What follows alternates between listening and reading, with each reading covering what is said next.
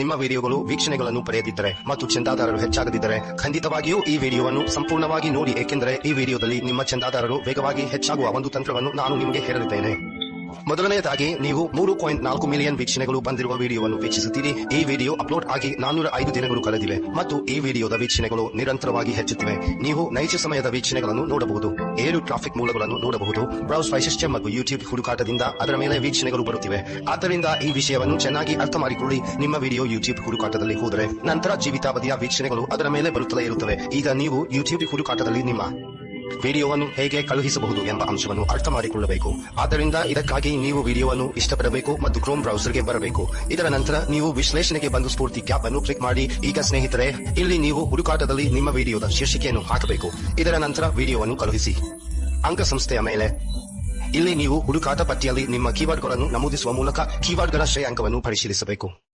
ಈ ಕೀವರ್ಡ್ಗಳು ಹೆಚ್ಚಿನ ಹುಡುಕಾಟ ಪ್ರಮಾಣ ಮತ್ತು ಕಡಿಮೆ ಸ್ಪರ್ಧೆಯನ್ನು ಹೊಂದಿವೆ. ಆದ್ದರಿಂದ ನೀವು ಆ ಕೀವರ್ಡ್ಗಳನ್ನು ನಿಮ್ಮ ಶೀರ್ಷಿಕೆ ವಿವರಣೆ ಪಠ್ಯದಲ್ಲಿ ನಮೂದಿಸಬೇಕಾಗುತ್ತದೆ.